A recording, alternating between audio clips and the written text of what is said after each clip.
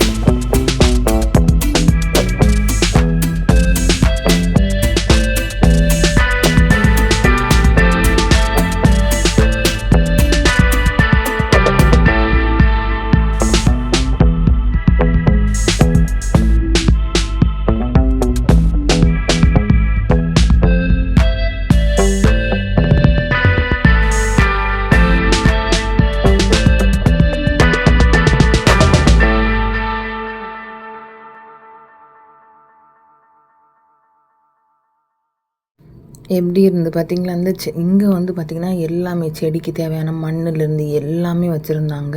பார்க்க எவ்வளோ அழகாக இருக்குது பார்த்தீங்களா? ஆனால் வந்து பார்த்துடுங்க ரேட் வந்து எப்படின்னு கேட்டிங்கன்னா அந்த நேரத்தில் இது வந்து டிபெண்ட்ஸ் அப்போ அந்த ப்ரைஸ் தான் பார்த்துக்கோங்க. நம்ம வந்து எந்த ஒரு பொருளை வந்து இந்த சின்ன செடிகளுக்கெல்லாம் வந்து 5 திராம் வரைக்கும் இருக்குது, சிலது 10 திராம் இருக்குது, சில செடிகள் 100 திராம் வரைக்கும் இருக்குது பார்த்துக்கோங்க. அது வந்து கொஞ்சம் நல்லா வளர விட்டு பண்ணுறாங்க பார்த்தீங்களா? அதனால் அப்படி எனக்கு இந்த வேப்பந்தொழுவெல்லாம் பார்த்த உடனே துபாயில் ஆனால் நிறைய இடத்துல வந்து வேப்ப மரங்கள்லாம் நிற்க பார்த்துக்கோங்க. ஆனால் அதை கண்ட உடனே ஒரு ஆனந்தம் வரும் நமக்கு. அதுக்கு பாருங்கள் நம்ம ஊர் மேரிகோல்டு, ஜினிகா என்னெல்லாமோ சொல்லுவாங்க இதுக்கு. எங்கள் ஊரில் இதுக்கு பேர் மேரிகோல்டு, சில ஊரில் ஏதோ ஜினிகான்னு சொல்லுவாங்க போல இருக்குது, எனக்கு தெரியல. அதுக்கப்புறம் இந்த பொதி மூட்டை என்னென்னா அந்த புல் தரன்னு சொல்லுவாங்கல்லப்பா, நான் நிறைய இடத்துல பார்த்துருப்பீங்களா, அதுதான் இது. அதுக்கப்புறம் இந்த மாதிரி சின்ன சின்ன செடியெல்லாம் இது ஒன்று தான் பார்த்துக்கோங்க. அதில் வந்து 5 திரகாம்ஸ் 10 திரகாம்ஸ் அப்படி தான் இருக்குது. யாருக்காவது வேணும்னா தயவு செஞ்சு போய் வாங்குங்க. நான் வந்து இப்போ வாங்கலை கட்டியெல்லாம். ஏன்னு கேட்டால் எனக்கு இப்போ வைக்க இடம் இல்லை, அதனால தான் நான் வாங்கலை. இனி எங்களுக்கு இந்த வருஷம் கான்ட்ராக்ட் வர முடிய போகுது, அதனால் நிறைய சாமானங்கள் எல்லாம் வீட்டில் போட்டு கூட்ட வேண்டாம் அப்படின்னு ஹஸ்பண்ட் சொன்னாங்க. அதனால் நான் வாங்கலை. ஏற்கனவே வாங்கி வச்சு செடிக்கு தண்ணி ஊற்றுறதுக்கு ஆள் இல்லாமல் கிடக்கு, அதனால் ஒன்றும் வாங்கலை. அதுக்கப்புறம் சரி எப்படி இந்த விளாக் கொள்ளாமா அப்படின்னு கீழே கமெண்ட் சொல்லுங்கள். முடிஞ்ச அளவுக்கு நான் நிறைய வீடியோ போட ட்ரை பண்ணுறேன். பட் என்ன பண்ணுறது, சோம்பேறித்தனம் ஆகிறது, கூடவே எங்களுக்கு கொஞ்சம் முடியாமல் ஆகிறதுனால மெயின் ரீசனை தெரியுமா, டைம் இல்லை. இதுமா என்னோடய மெயின் ரீசன். ஸோ எனிவே இந்த வீடியோ உங்கள் எல்லாருக்கும் ரொம்ப பிடிச்சிருக்குன்னு நினைக்கிறேன். ஸோ இதில் என்னென்ன செடிகள் பார்த்தீங்க, உங்களுக்கு என்ன தெரிஞ்சிச்சு அப்படின்னா கீழே கமெண்டில் சொல்லுங்கள், சரியா? அப்புறம் வந்து வேறு என்ன, ஓகே எல்லோருமே எப்படி இருக்கீங்க, நல்லா இருக்கீங்களா? வழக்கம் போல் தான்.